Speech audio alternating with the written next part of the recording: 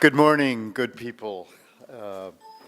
This is my honor to be able to say that I was a colleague of Nancy Eastland.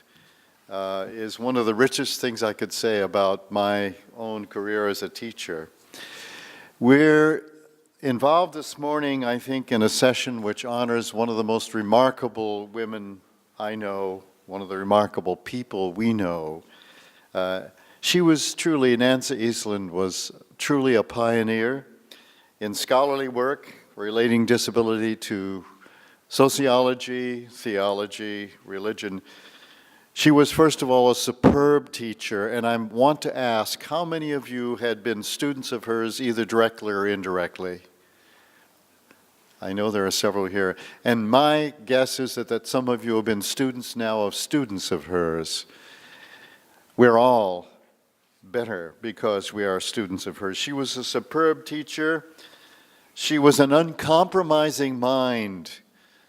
I would never sit down with Nancy without sort of bracing myself for something unexpected, some kind of question, some direct and forceful challenge to my preconceived notions, whether theological, sociological, or just personal. But above all, dear friends, she was a deep soul. And God knows this world needs deep souls. So we honor her this day. And I'm especially honored, and we are honored today, to have as our principal speaker this morning, to which we will respond, Assistant Professor of Jewish Studies in the Theology Department at Georgetown University, Julia Watts-Belzer. She will be responded to by Hans Reinter and Eric Pridmore, and then we'll have a chance to respond to them after the break and enter into general conversation. But particularly, I've known of Julia's work.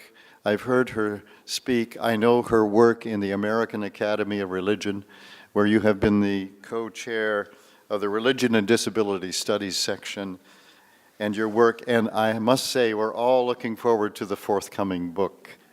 And she will address us on the question of violence, disability, and the politics of healing. Thank you so much for being with us, Julia. Thank you. So good morning, everyone. It's really an honor and a pleasure to be here with you this week and to have the occasion this morning to re-deliver a lecture in honor of Nancy Eastland. I first gave this lecture actually at Candler School of Theology as the inaugural lecture in Nancy Eastland's honor. And so I'd like to thank Dawn and Mark and Bill for the invitation to offer it again as fodder for conversation at the Institute. So I hope that this lecture will speak to you not only of my own thoughts, but also honor Nancy Eastland, a brilliant scholar and activist who transformed the landscape of disability and theology. As we say in the Jewish tradition, Zichrona Livracha, may her memory be for a blessing. My talk today centers on violence, disability, and the politics of healing, inviting us to consider how religious communities might reimagine disability, healing, and liberation in ways that honor the integrity, the dignity, and the provocative power of disabled people's lives, and how religious communities might better act in solidarity with activists striving for disability justice. Today, I'll argue that religious discourse about disability has overemphasized healing, especially in Christian discourse, but also to a certain extent in Jewish text and practice. The healing of people with disabilities has often been used as a vivid symbol and sign of the liberation and redemption of all humanity. Now, healing is and of itself not a negative thing. For some people, some of the time, healing can be a powerful expression of religious promise.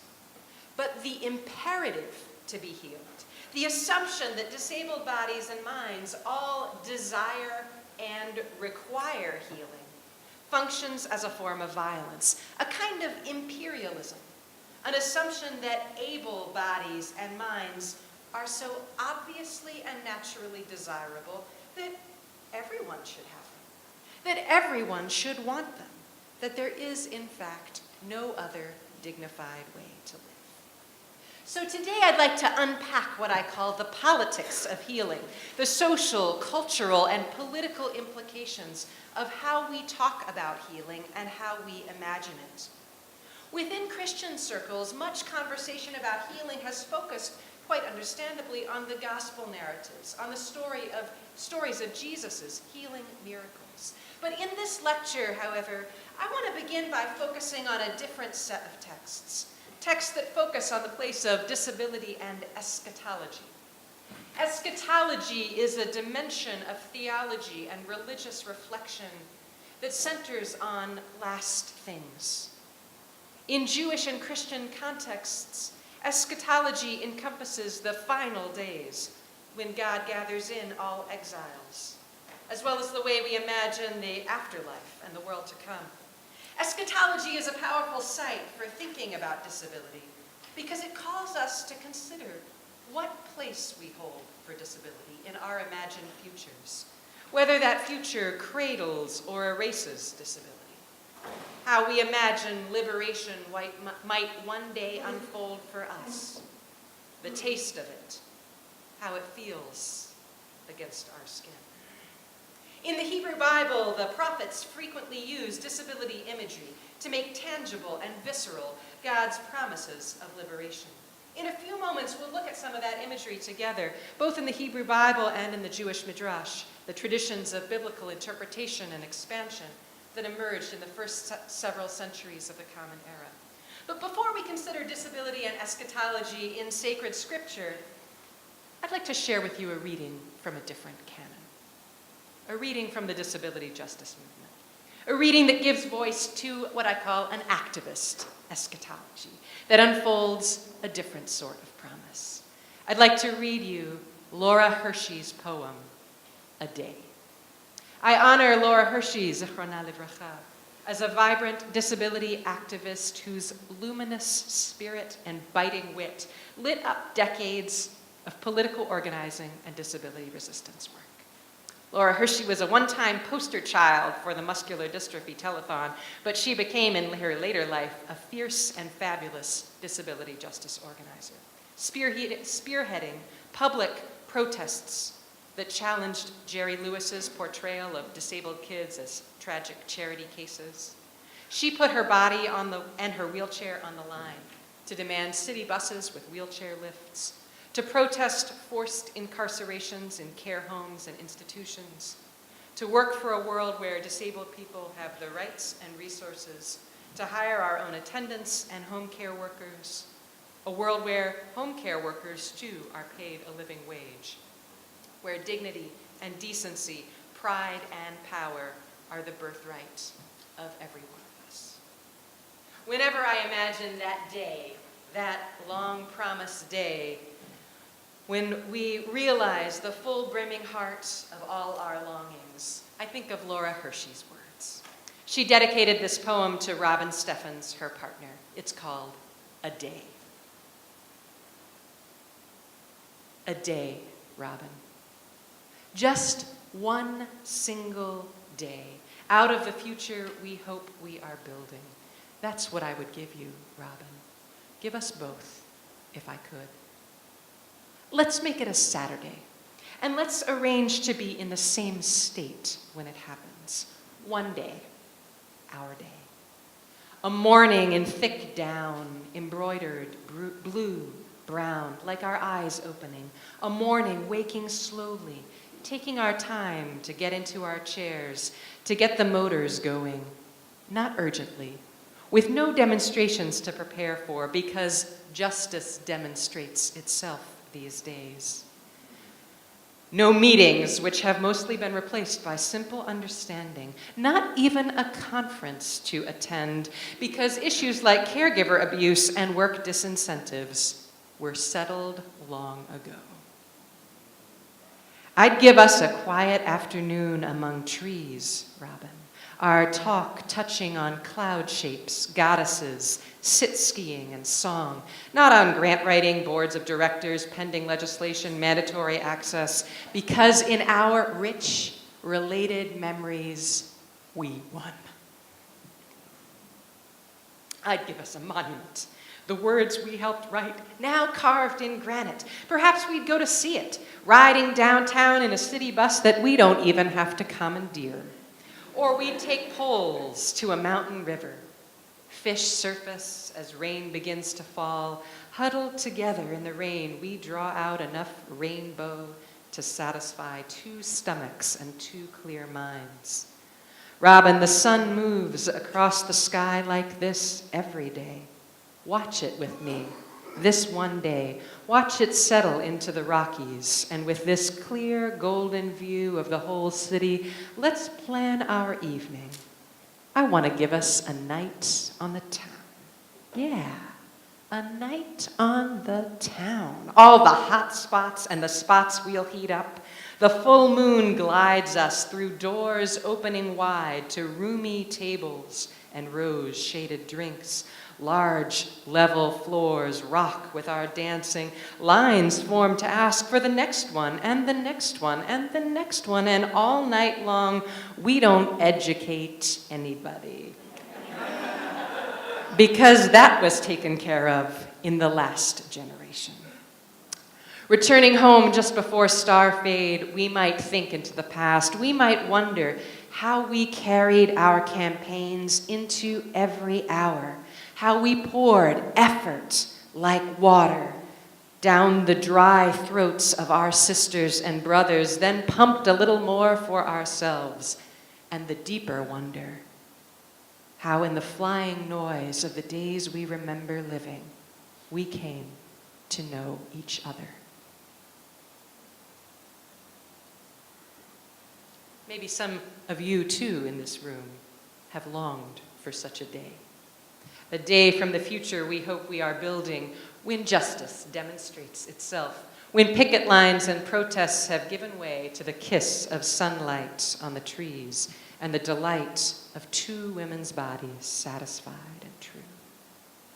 Notice, if you will, how deeply Hershey's imagined world remains invested with disability.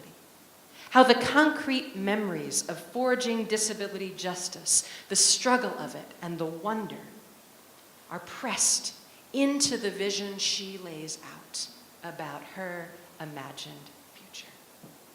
Hershey's words lay out an activist's eschatology, a world of laughter, justice, love, and joy. Hershey's promised day is lush with the textures and tracks of disability. It unfolds in striking counterpoint to the imagined futures that dominate contemporary discourse.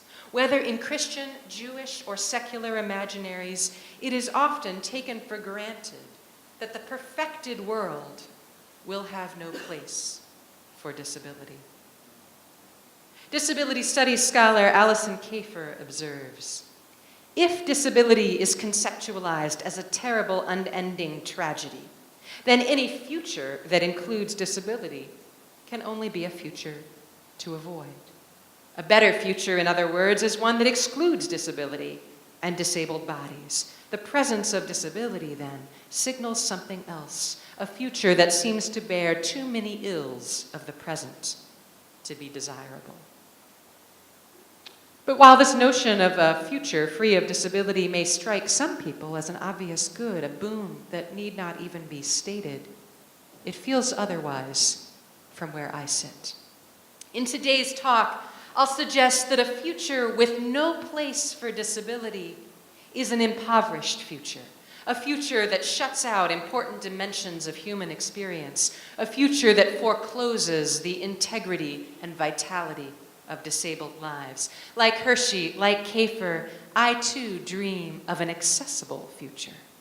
A future that has room for disability and difference, a future where disability is preserved as a valuable dimension of the human experience. Disability is a vital part of how I know myself. Disability is a vital part of how I come to know my world. It is central to my embodied sensibility, my politics, my passions. Strip away disability, and you strip away a depth of my identity, a source of who I am. So let's turn now to the Hebrew Bible to consider the role disability plays in the promised futures of the Hebrew prophets, to track how this imagery shapes Jewish and Christian notions of bodies and liberation. Isaiah 35, which is text 1 on your handout if you'd like to follow along. Isaiah 35 makes a powerful appeal to disability, using blind, lame, and deaf bodies to stage a utopian eschatological drama that conveys God's promise of liberation through the reversal of physical and sensory impairments. Isaiah 35 prophesies God's return to deliver the people from oppression and restore them to their land. When Zion is restored, these verses recount, quote, the eyes of the blind will be opened, the ears of the deaf will be unstopped, the lame will leap like a deer, and the mute tongue will sing.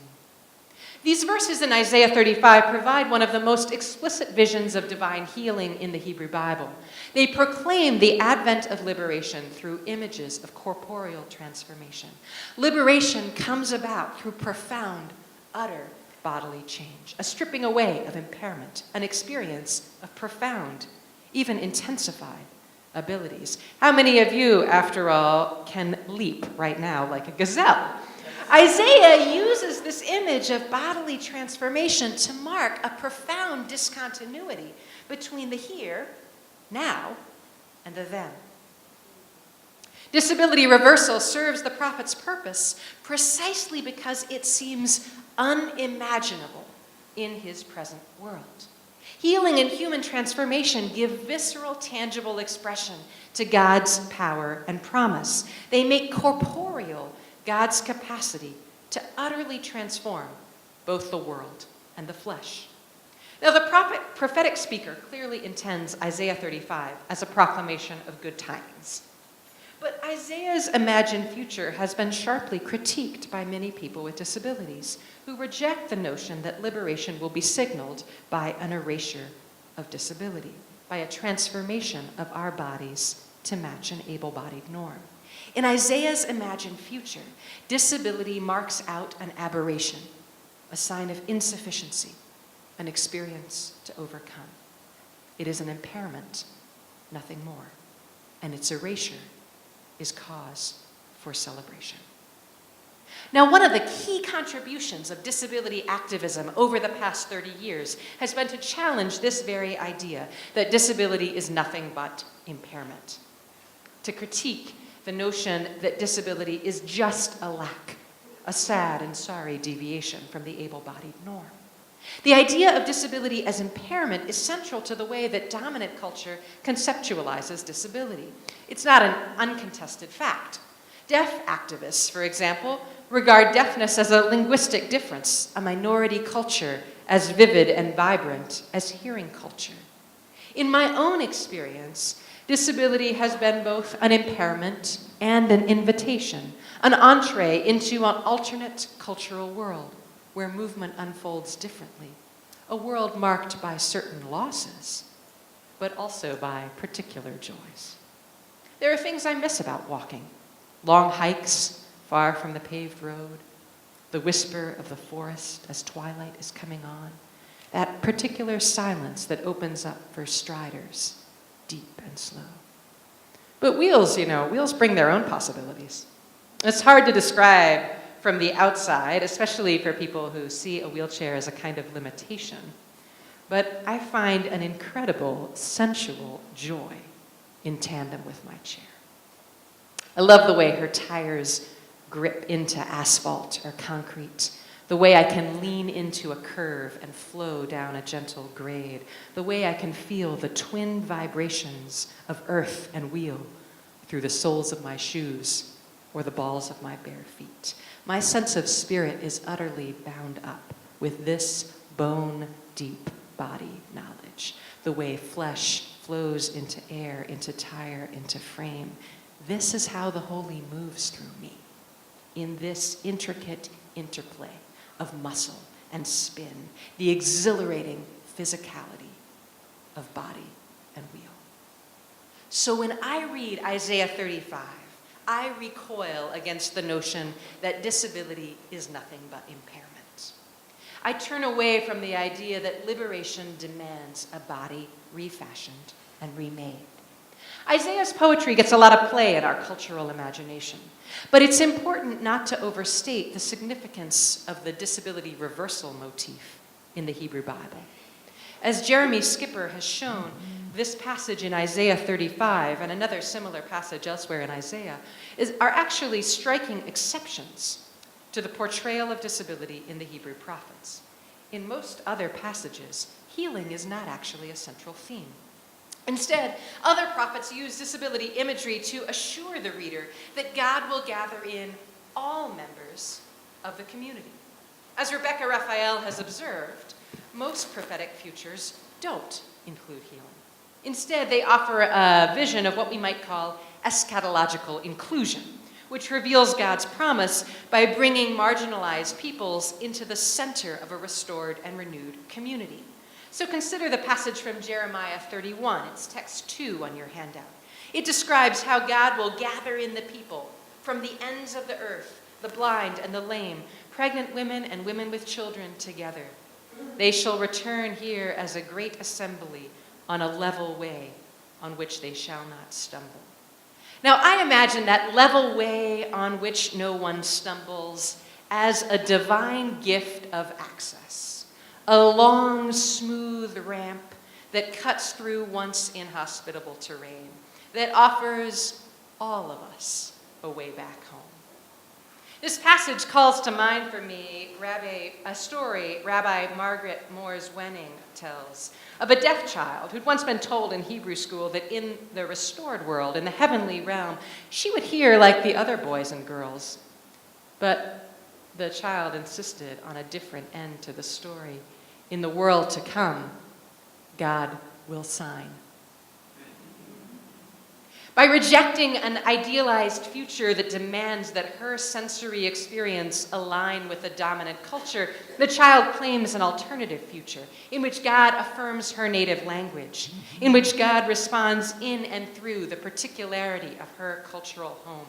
She claims the world to come as a site of deaf culture, in which God's capacity to sign is self-evident and inevitable.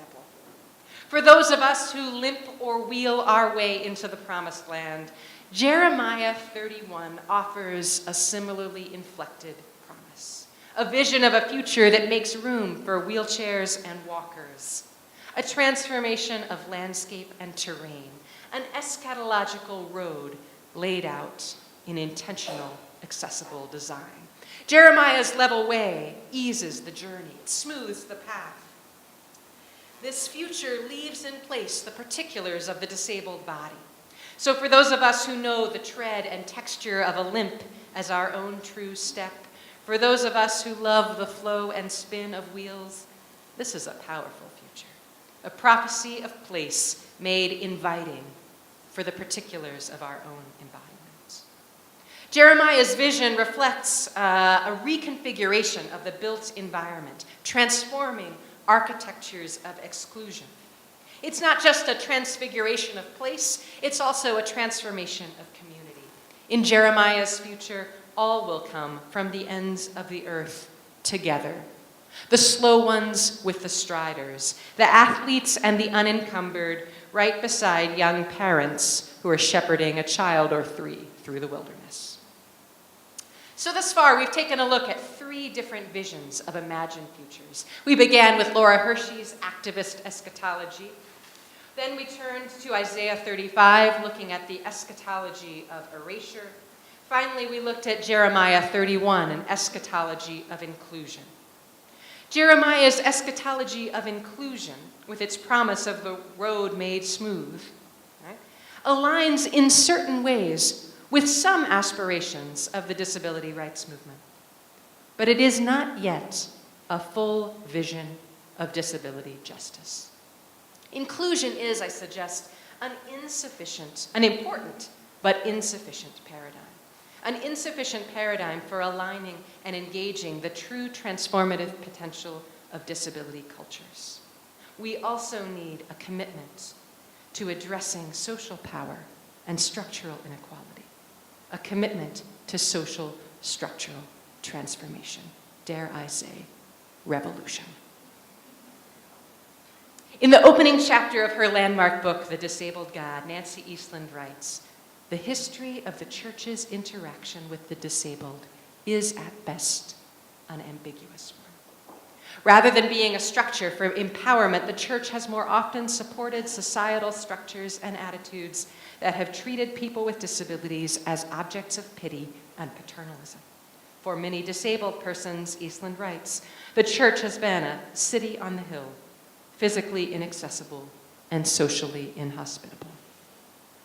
Now, much has changed since Nancy Eastland penned this powerful critique. These days, I find myself increasingly moving through religious spaces that are opening toward welcome. Many communities increasingly strive to include people with disabilities, working hard and sometimes investing substantial sums in undoing the physical and structural barriers to our engagement. This is vital work, and it is urgently needed, and we are not done yet.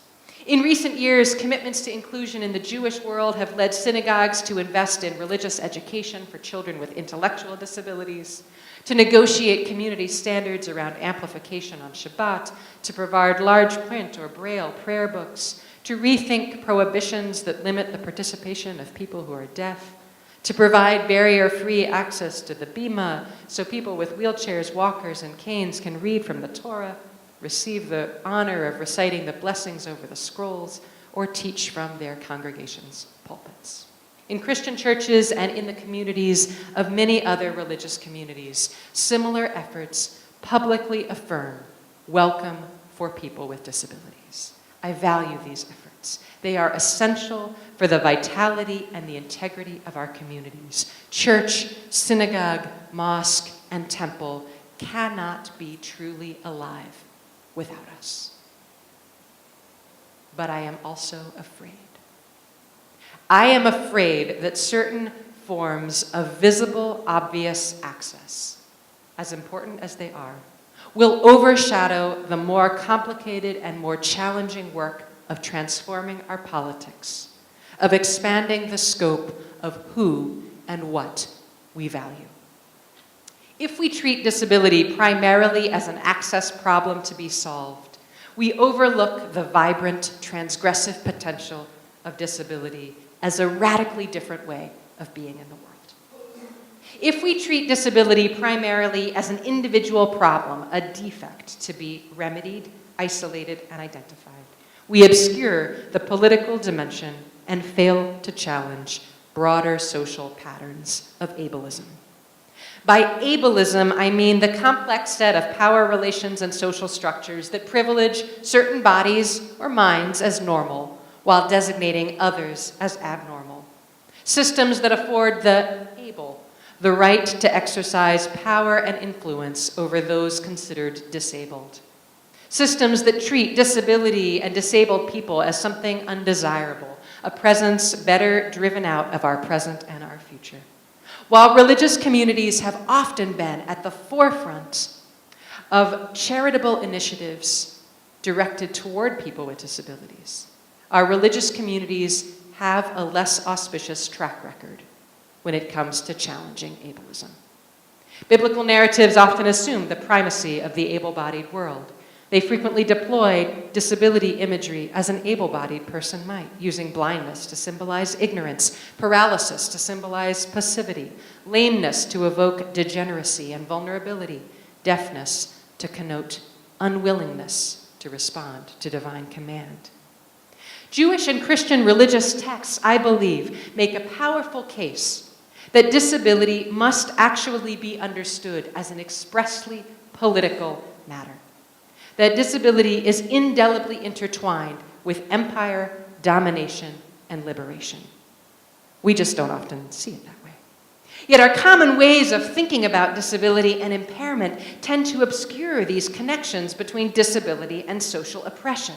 Familiar cultural tropes frame disability as a private struggle, a tragic fact of human vulnerability, or maybe a source of personal inspiration, a triumph of the spirit. As Alison Kafer observes, disability-based discrimination and prejudice often get condemned not as markers of structural inequality and injustice, but as evidence of cruelty or insensitivity. Such a move obscures and sidesteps the reality and the persistence of disability as a justice issue, reducing it to nothing more than a question of compassion and charitable feelings. Now, I'm all for compassion and charitable feelings, but religious communities have been complicit in this tendency to frame disability primarily in terms of charitable need. This framework depoliticizes disability, obscuring the way disability justice critiques social inequality. Let's consider one example. Dominant culture tends to rank people's value and significance on the basis of accomplishment and productivity. Who you are is intimately tied with what you do, and particularly with a form of doing that's economically productive, one that earns money, status, accolades, and all the trappings of approval. Disability justice at its best refuses that assumption, refuses the assumption that the measure of a person's value lies in what they can do, in how much and how quickly they can produce. In challenging prevailing assumptions about whose lives are not worth living or not worth saving, disability justice activists have refused to accept productivity as the primary arbiter of human worth. Disability justice calls us to value the lives of people who will never work full-time, of people who will never pay their own rent and never make their own way in the world. Disability justice demands that we don't simply preserve a place for the quote-unquote able disabled, people like me with articulate speech, well-toned arms, and fancy degrees. Disability justice demands a place, a future for all of us. A world that recognizes, as Nancy Eastland so provocatively taught, the sacrality, the vitality, the holiness of people who are judged not feasible, unemployable, and with questionable quality of life. It is hard, friends. It is hard to imagine that world. It's hard to believe that that world might someday be ours. Our present reality is shaped so profoundly by seemingly intractable demands of productivity and profit, by the terror of dependence, by the architectures of exclusion, by forces that are more powerful than any of our longings.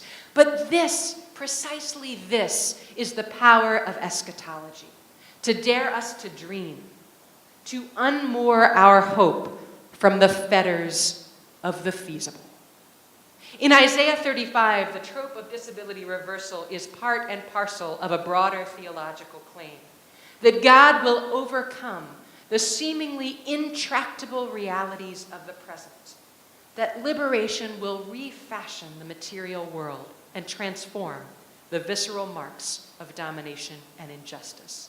In the world Isaiah knows, disability is bound up with violence. In the ancient world and in our contemporary context, disability is often a product of war, a product of conquest, an artifact of domination and colonial power. Across the ancient Near Eastern world, intentional disablement functioned as a means of humiliating people who were enslaved and preventing their escape. So in this kind of a social context, narratives of divine healing reaffirm God's power to bring about liberation and overcome oppression. In a political context where disablement is used to subjugate, to inscribe the dominance of the powerful on the body and the bones, right, of those who are deemed weak, stories of God's healing power can be a potent form of resistance. Scholars have begun to highlight these subversive post-colonial dimensions of healing narratives in the Christian Gospels. But I'd like to turn instead to a corpus of texts from my own Jewish tradition, rabbinic Jewish narratives from the first 6 centuries of the Common Era. Rabbinic narratives also make a frequent connection between disability and social violence. In the first centuries of the Common Era, As the Jewish communities were suffering brutalities, particularly of Roman colonial violence, the rabbis often used motifs of disability and physical impairment to represent the violence borne by a colonized people. The body becomes a site of narrating the visceral consequences of enslavement and conquest. So this connection between disability and social violence appears in a number of rabbinic narratives, but I want to look at one of them. It's text 3 on your handout from Numbers Rabbah 7:1. Numbers Rabbah 7:1 is a midrash. It's a rabbinic form of biblical commentary and narrative expansion. Okay? And the text asserts that when the Israelites came forth from Egypt, they were marred with all manners of bodily blemishes. Blemish is a term that biblical sources frequently use to describe a number of different forms of impairment. Then the Midrash claims that God heals them before giving them the Torah. This idea that all bodies were perfect at Sinai before receiving the Torah appears in many rabbinic texts, and it's a motif that is quite problematic from a disability studies perspective. Right? It assumes that physical and sensory normalization is a prerequisite for receiving revelation. Okay? I could say a lot about that motif, but I want to go in a slightly different direction. I want to highlight a different element of this text, the way the text calls our attention to a social reading of disability. In Numbers Rabbah 7:1, disablement becomes a kind of corporeal sign of the brutality of slavery. The Israelites' bodily disabilities express the physical injury and psychic degradation of enslavement and forced labor. So the rabbis recount, in the time when Israel went forth from Egypt, almost all of them had blemishes. Why? Because they'd been laboring with clay and brick and ascending to the tops of buildings. They were ascending up to the top rows, and a stone fell and mutilated his hand. A beam or a clay entered his eye, and he became blind and acquired a blemish. Notice how the people here sustain bodily injury, building up the material architecture of Egypt, of their oppressors. They sacrifice their physical well-being to fashion tower, brick, and clay for slave masters. By emphasizing disability as a product of slavery, by imagining that the Israelites leave Egypt with marked bodies, Numbers Rabbah 7:1 links the production of disability with social domination and systemic violence. When God brings about a material transformation of Israelite corporeality, God is unmaking the injuries that the people sustained while they were laboring for Pharaoh. Disability appears here as a physical marker, a register of social oppression. Through the motif of disability reversal, the Midrash underscores God's power to undo the corporeal damage of enslavement, to heal the imprint that bondage has left on the Israelites' flesh. A similar connection between disability, debility, and imperial violence also shapes biblical and rabbinic accounts of the destruction of Jerusalem, reflecting rabbinic stories of the devastation of Judea. When the Romans conquered the province of Palestine in the 1st and 2nd centuries of the Common Era and brought the region under direct imperial control, that conquest had devastating consequences: casualties, loss of life, land seizures, taxation, economic repression. A lot of scholarship, a lot of religious scholarship has focused on the religious transformation that Roman conquest brings about with the destruction of the temple. But I want to draw our attention here to the way that the sources are also registering a corporeal, a bodily impact of Roman conquest. War is indelibly intertwined with disability. As disability studies scholar Nirmala Ervelis has argued, the violence of imperialism is instrumental not only in the creation of disability, but also in the absence of public recognition of the impact of disability in colonized contexts. Warfare operates in large part through the deliberate production of disability. The bodies of combatants and soldiers come to be killed, to bear wounds, and are maimed. Even beyond the ordinary facts of battle, The symbolic discourse of conquest is often bound up with disablement. Victors subjugate the bodies of the conquered through calculated acts of mutilation. In the cultural grammar, the way we think about and imagine conquest, defeat is often understood to disable the nation. Wounded, marked, and disabled bodies make tangible the brutality of imperial power. So biblical narratives already give us a powerful sense of this corporeal impact of devastation and destruction. I want to look briefly with you at a text from Lamentations, text 4, describing the biblical description of the fall of Jerusalem, which uses powerful images of famine in the city. Bodies under siege, hunger and thirst. Flesh shrivels and withers. Tongues dry up and stick to the palate. Jerusalem's residents once feasted on delicacies, but now they're famished in the streets.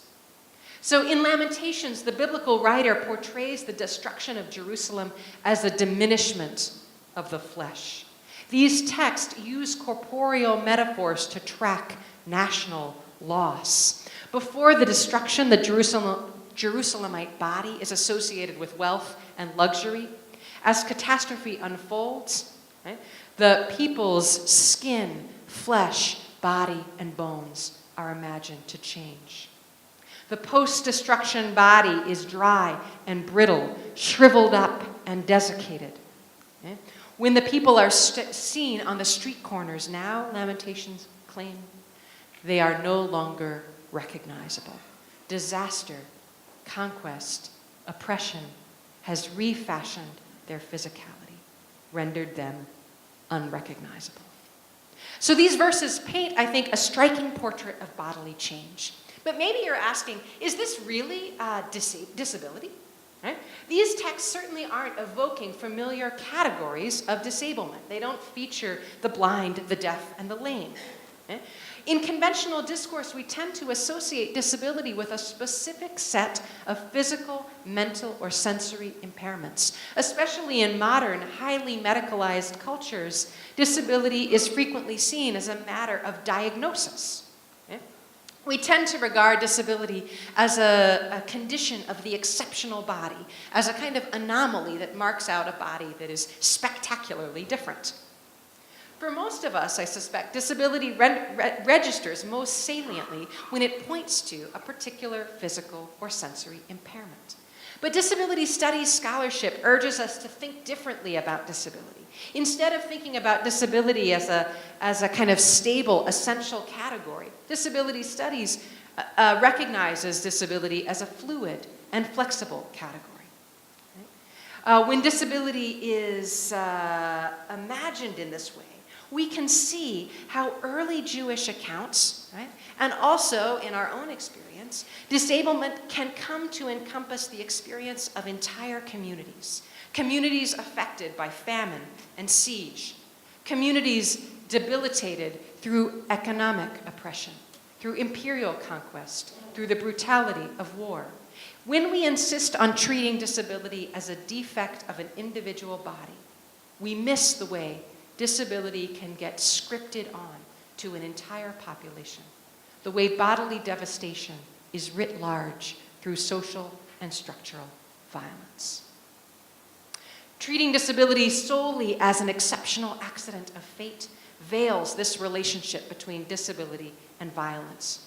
As Jasbir Puar has argued, disability is endemic to disenfranchised communities.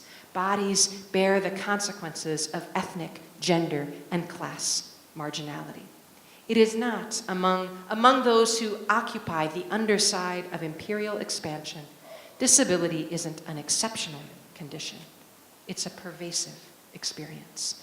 Disability is central to the corporeal architecture of social domination.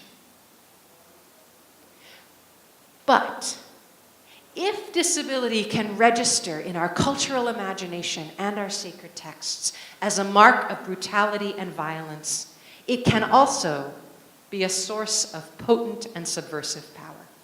So I want to consider another rabbinic story. It's text 5 on your handout. It's the story of Rabbi Tzadok.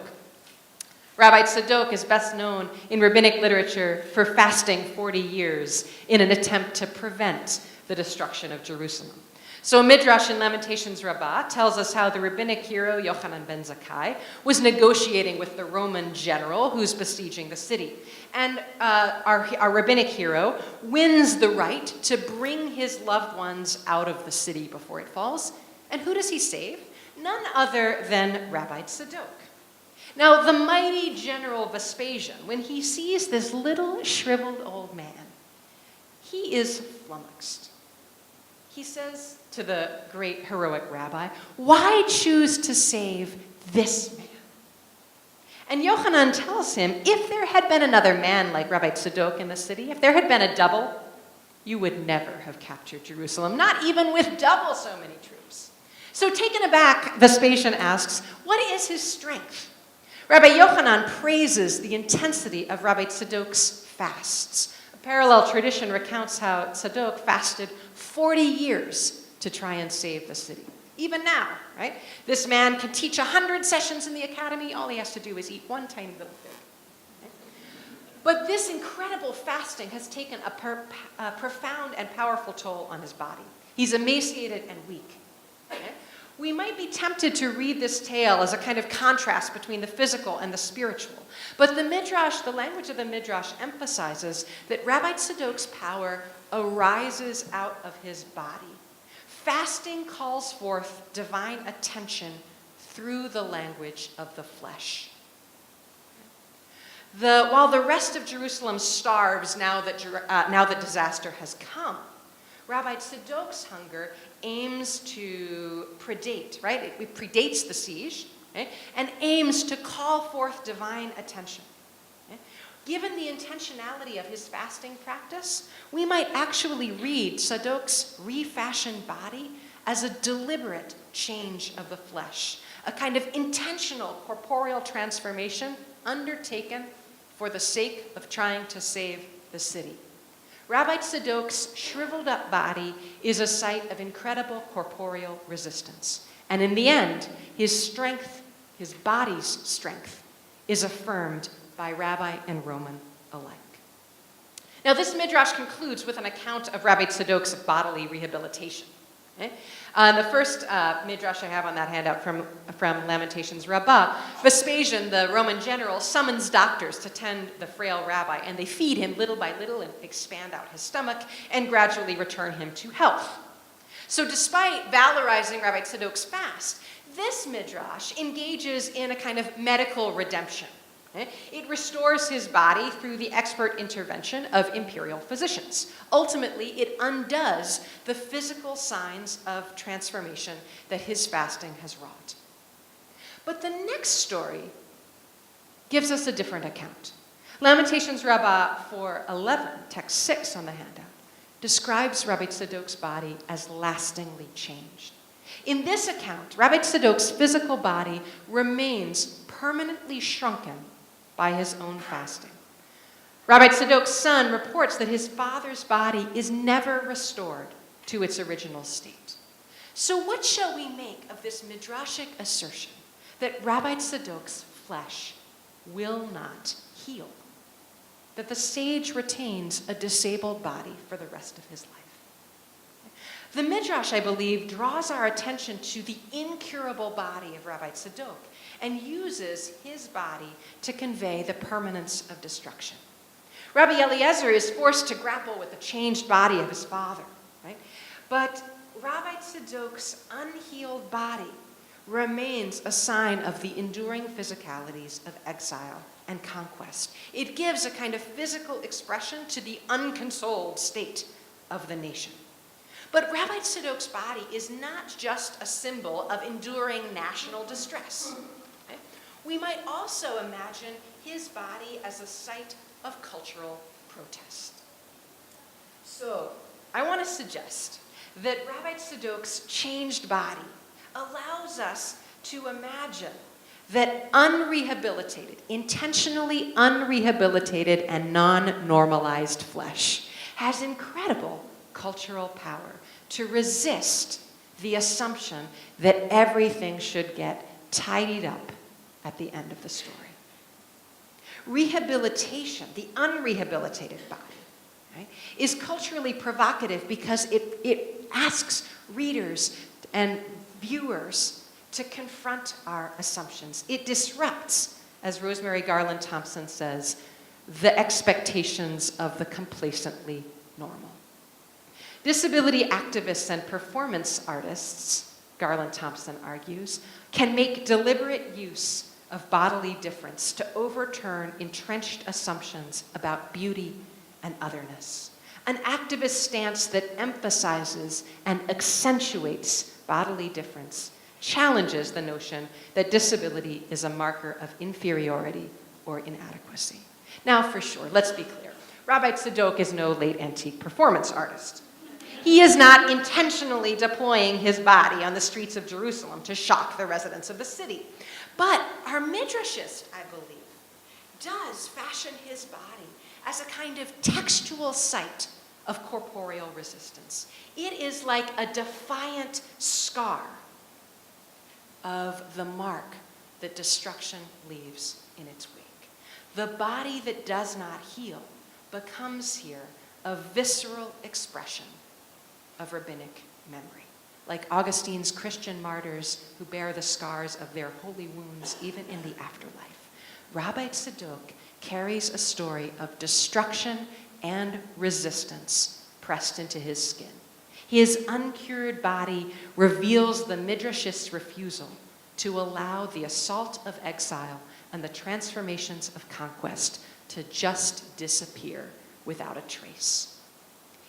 Rabbi Tzadok's body will not return to its original state. It refuses a restoration that the Jewish community has been denied. So this connection that I've sketched out in biblical and rabbinic texts between disability and social domination isn't just a matter of the ancient world. In our own context, in the highly stratified world of late modernity, disability also falls hardest on communities where people live in poverty, where people grapple with the long shadow of imperialism and social structural violence. Environmental justice activists often use the language of sacrifice zones to describe regions and communities who are subject to disproportionate environmental harm, to toxic exposures, and naming the people whose bodies have been made to bear capitalism's costs. Modern warfare, too, leaves behind a potent body burden, not just amputations and visible body losses, but the long-lasting effects of chemical warfare.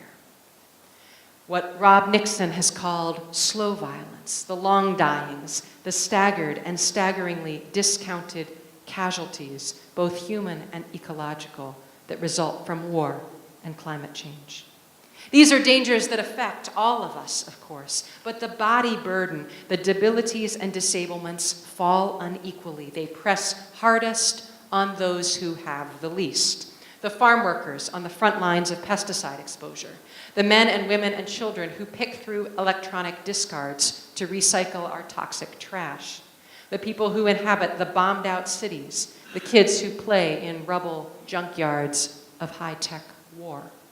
Religious and secular ethical traditions alike call us to oppose these and other forms of domination, to work for a world where violence does not curtail human lives and capacities, hopes, and aspirations. The future I long for, the future I wish for all of us, does not routinely press debility into human, animal, or earthly flesh. But even here, even in these places where we can clearly and cleanly correlate disability with social violence, we must be very careful with the way we deploy disability, with the way that negative assessments of disability can lead us to write off certain bodies as nothing more than wrecks and ruins. Ableist assumptions can lead us to imagine certain lives as untenable, to figure certain peoples as nothing more than casualties, as the tragic victims on the margins of someone else's story.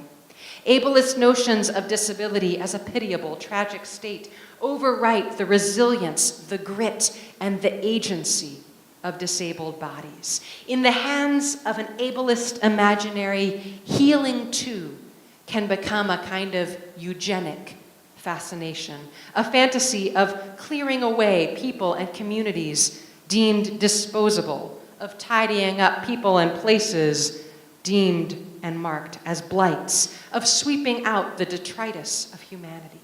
A call for social healing can become another imperial opposition, a gentrification of the imagination. All too often, the language of healing telescopes our attention, focusing our analysis too narrowly on the deviant body, the unfortunate individual, the community in trouble. It reinforces a notion that the ideal world and the imagined future will come about by forcing other bodies and other communities to mirror the values and the life ways of dominant culture. Because we so often imagine healing as an act of benevolence, as the epitome of compassion, we miss the harm that it can do. When healing becomes a code for the remediation of bodily difference, for the normalization of deviance, for the erasure of identities and histories, for the silencing of stories, then it becomes just one more arsenal in the armament of oppression. One more way of pushing out inconvenient bodies and inconvenient minds. So dream with me, friends.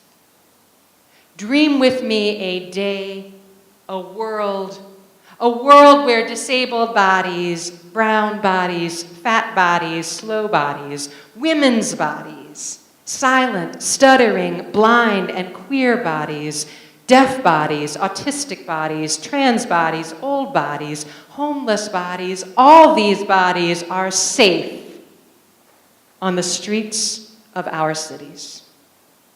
Dream with me a world that recognizes the connections, the intersections between disability and violence, between ableism, racism, gender violence, and classism. Dream with me a world that preserves a place for us, beyond the confines of neatly bounded notions of acceptable difference.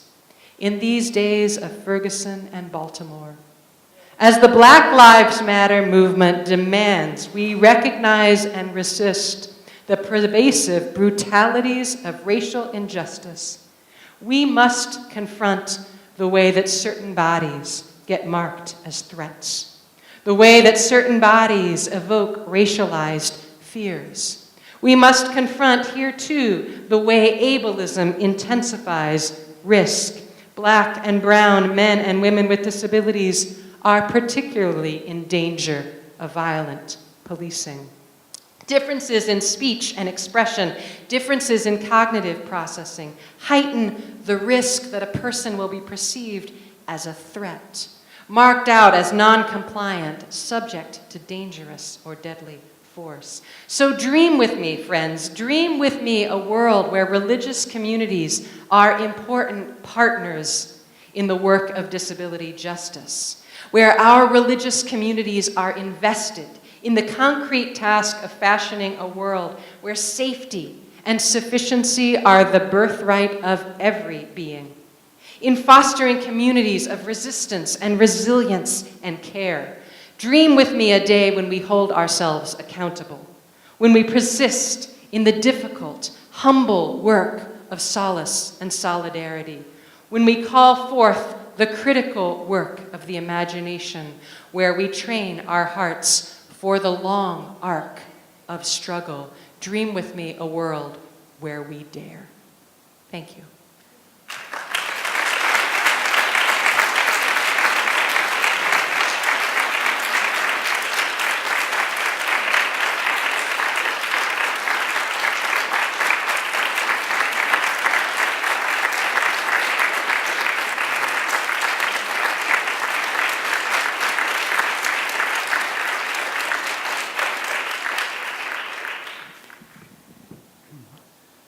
We desire to dream with you. And that dreaming requires hard thinking, just as you have given to us this day. And I think I speak for all of us here that this was an honoring of Nancy's contributions and a way of carrying them forward. You've given us so much and so intense period of time. I'm reluctant to immediately move to reflection, but I think it might be worth this much. If you wouldn't mind coming up and Eric, would you come up also? And Hans Reinders, and give an initial response. Then we'll take a break. I hope you are all forming questions or remarks you'd like to make when we come back, so that the whole assembly will have a chance to respond to this quite remarkable address, for which we are grateful. So if you wouldn't mind staying by.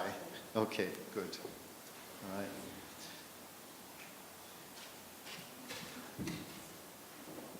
We've asked Eric Pridmore, who was indeed a student of Nancy's, along with Atlas.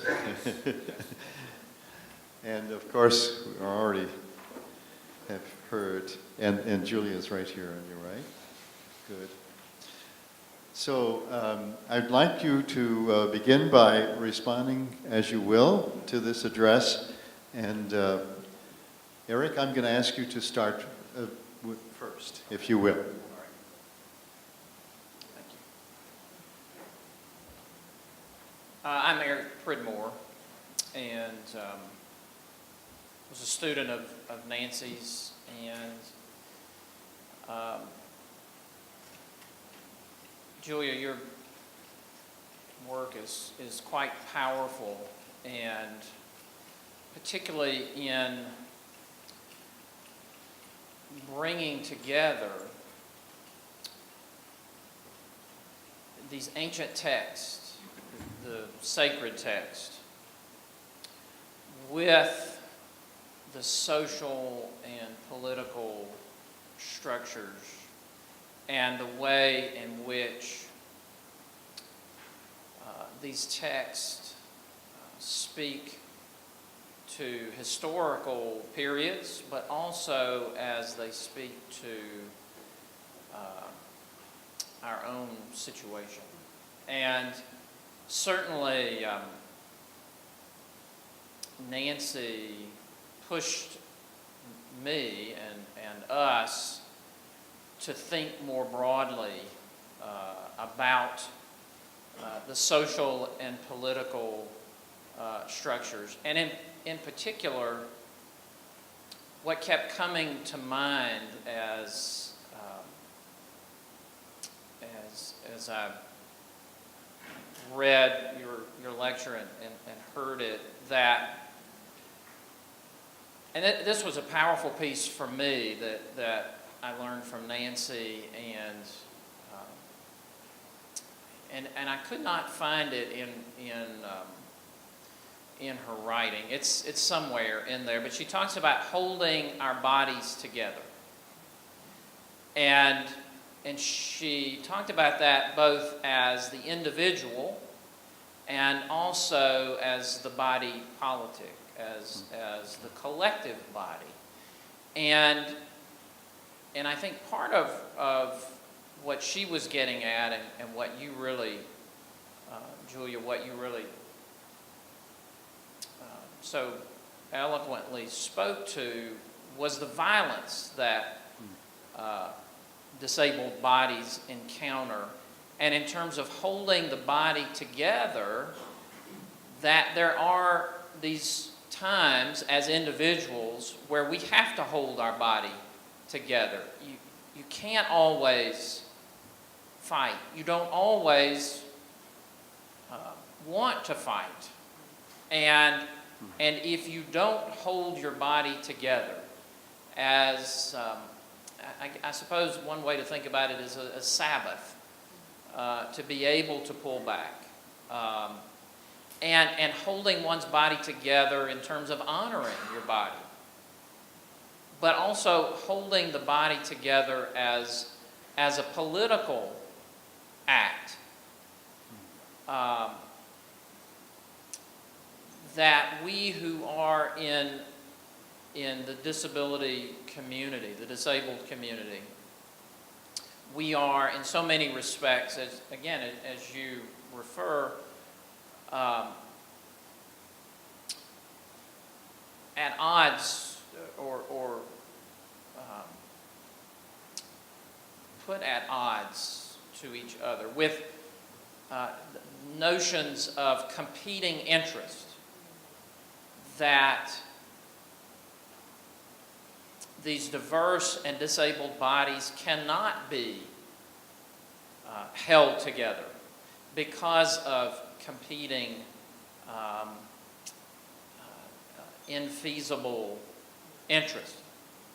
And Nancy really pushed at that, no, the body has to be held together and can be held together as a political act, but also as an individual act, and against this social violence that is evident. So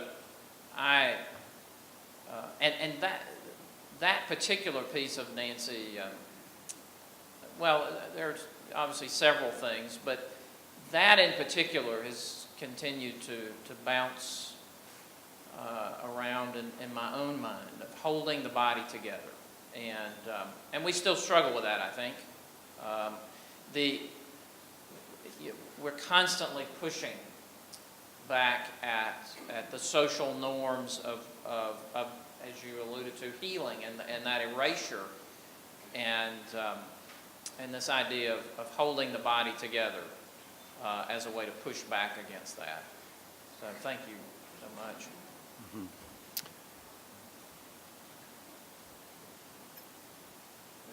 Thank you, Barry. First of all, I want to thank Julia for this incredibly rich and dense paper. It struck me as the kind of text that does much more than only appeal to your intellect. Many of the senses were sort of activated by the images. And so my first inclination is to say, well, can I pause for a few minutes and just look at the picture before I say anything? Yes. Yeah. But I know you won't let me get away with that. So, so it's not nearly doing the nature of such a text justice to try and flesh out the argument that it makes. But I suppose that at least part of what I'm supposed to do. And just one brief response, and there will be much more after the coffee break. But one thing, I was thinking about turning to eschatology, which I think is an interesting and also an important revealing move to flesh out and make visible how we think about current realities regarding disability. You may know that when medieval theologians were talking about the afterlife, the last things about eschatology, they also were trying, like people of all ages have been doing, what does it look like over there? And one of the responses that came up was, it is not taliter, they were speaking Latin, it is not aliter, it's totaliter aliter. It's not the same, it's not different, it's beyond categories. That would not be a literal translation, but the intention of totaliter aliter. Part of the argument and the question of thinking about eschatology is about the question of whether this able body will be restored um, in a way, just falls short of, say, the transcendence of categories in this idea of eschatology. I mean, one could say, well, in a way, if you, the poem of Laura Hersley might be read as a kind of science fiction. Now, I know that usually when we think of science fiction, most of science fiction stories are about the things we fear most. We project them in the future. So usually what is projected as the future has a negative ring of it.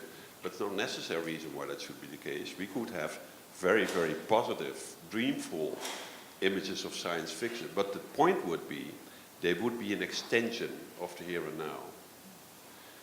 And eschatology, as God's future, could never be an extension of the here and now.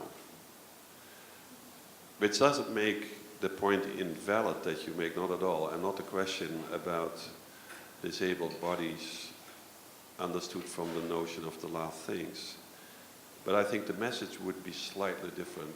It would tell you, at least it tells me, one of the things that the imagery of disabled bodies that you have been critiquing does, it robs people with disabilities from the legitimacy of having their own dreams, whatever they are. Including bodies or not, that would not be my point, but whatever they are. And that's the political relevance of your point about eschatology. I'll just leave it here at this moment. Good. So, Eric, if you'll start with your further reflection, if you don't mind, and then Hans. Should be on. Okay. Is it? Yeah. Can you hear? Okay.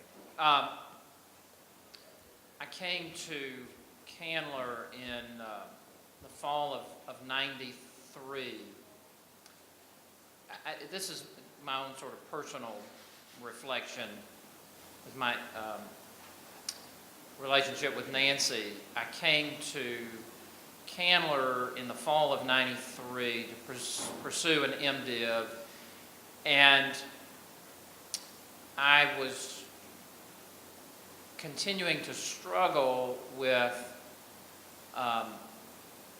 my own disability and progressive eye disease that I didn't really understand, and no one around me really understood, and I wasn't helping very much in that.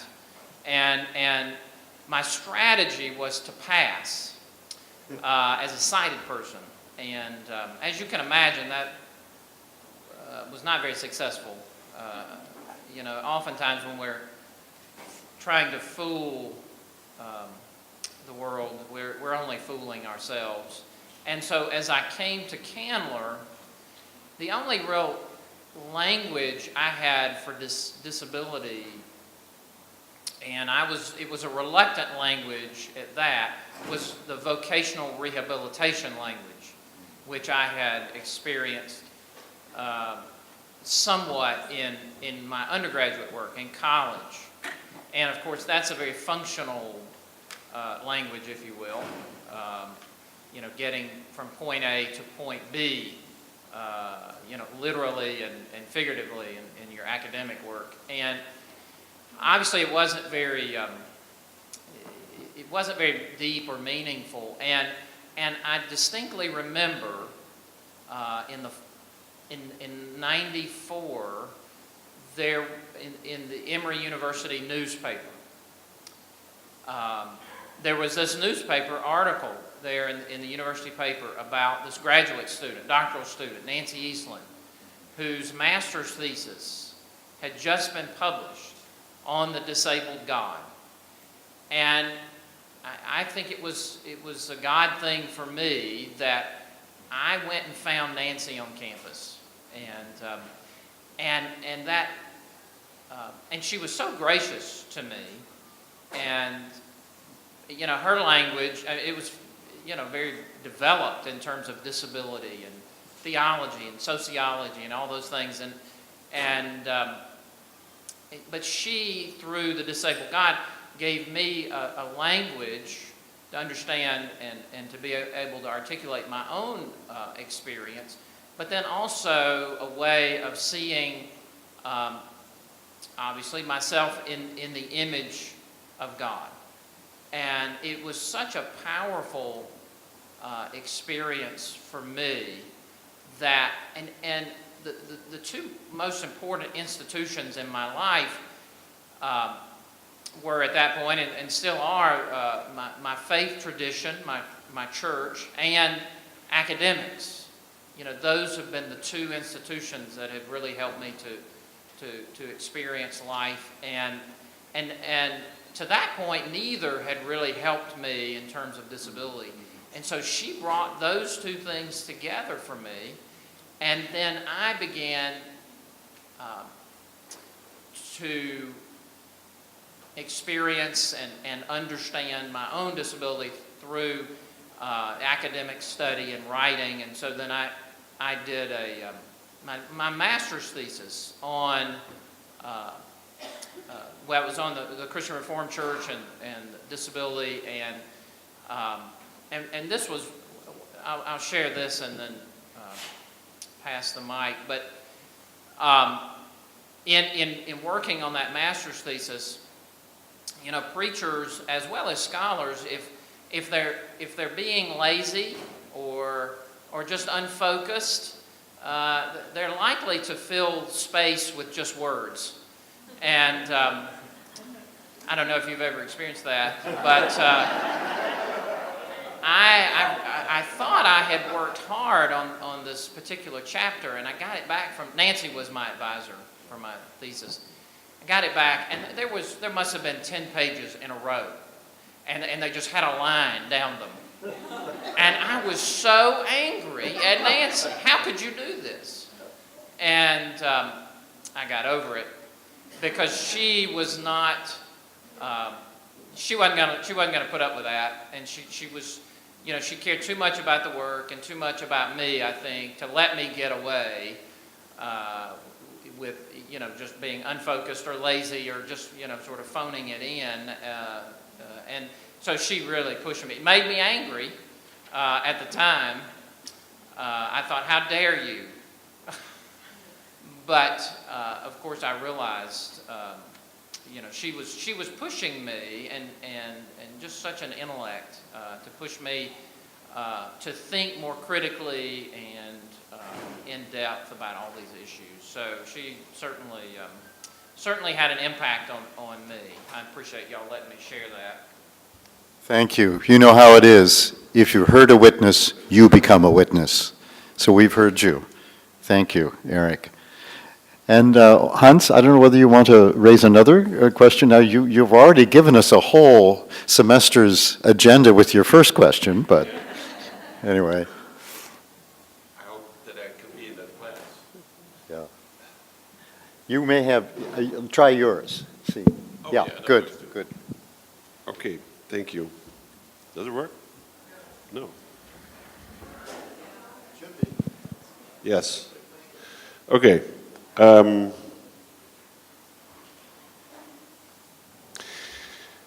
will start with a quote. I think this is fairly literally from what you said. Speak. This is it. Okay. This is a quote from Julia's paper. Disability justice refuses the assumption that the measure of value of human beings lies in what one can do. I couldn't agree more. And my question is, to what extent the politics that you laid out, the politics of disability, resistance, if that's the right word, to what extent the politics that you are laying out bears out that claim? And the issue is it not the case that in the language that you have learned to value and support and embrace, coming from the disability rights movement, that one of the most prominent claims that all of us have used many, many times is that we do not want to talk about people and look at people with disabilities from the perspective what they cannot do, but what they can do. In other words, is it not the case that in many of the disability advocacy language, agency and the power of agency has been reproduced rather than taking it away from the idea that our lives are valuable not because what we can do, but simply because we're a human being. That concern has always been at my mind in discussing Nancy's work. And of course the concern comes from thinking about the lives of people with severely cognitive disabilities. And I would like to invite you to reflect a little bit on that.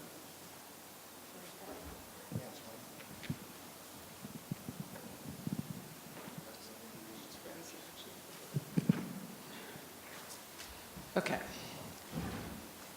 So Hans, this is of course a really critical question. This question about the on the role of agency and I think you're observing or you're pointing out something that's a bit of a tension within my own thinking about agency. That is, agency is both really important to me to claim, to acknowledge agency, and it's also important not to cling to it.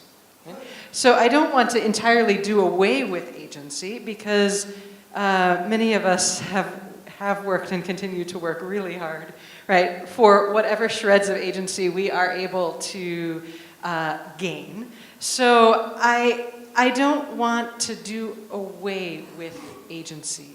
I think that move to just say, let's forget about agency and capability and power can be can roll back a lot of the work that has been done.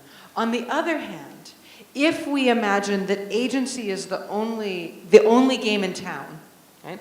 That agency and capability and the ability to do things or to do things for ourselves, right, is in fact the pinnacle of what we're aiming for, well, that's really a travesty.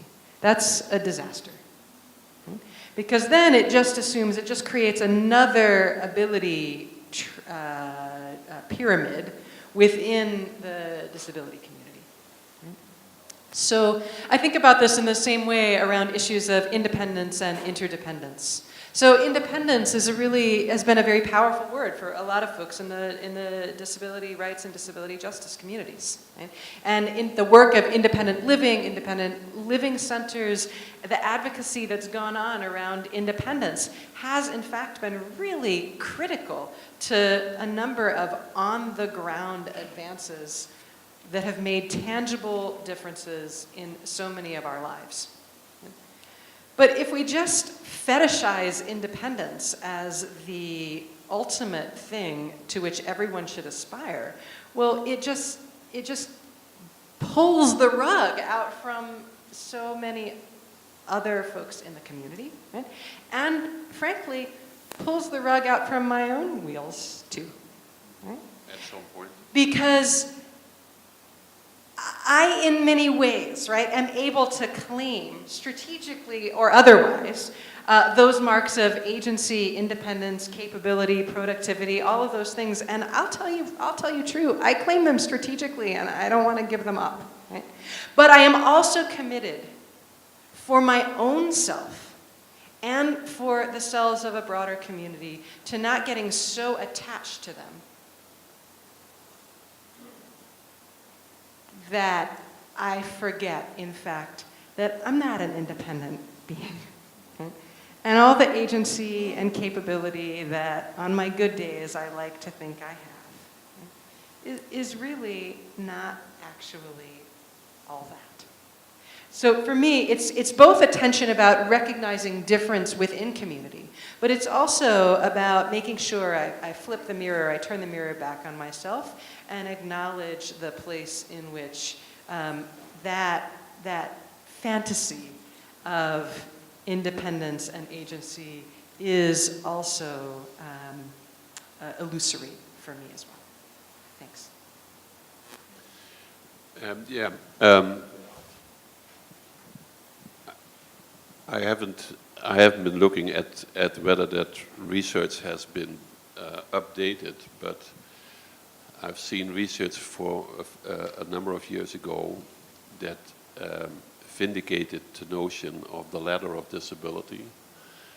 There's at least one clear example that I know, that the people from the Paralympics do not want to merge with people from Special Olympics, and there are many more indications of that sort of reality. So the problem is not just one of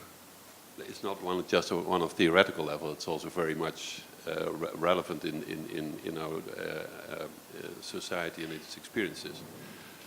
This is also something, Eric, that you were naming too, about that critical work of holding our bodies together, right? Not just as a matter of self-care, but as an act of interdisability solidarity. This is really difficult work. So I think also about the imperative to excavate and better understand the dynamics of my own ableism, right? Just because I'm a wheelchair user doesn't mean I get a pass on all of the ways in which ableism affects how we think, judge, and value people. Right? So doing that kind of work, I think, is also something that, Eric, you've really asked us to pay attention to in this other dimension of holding our bodies together as a movement, as a set of interrelated, interconnected communities.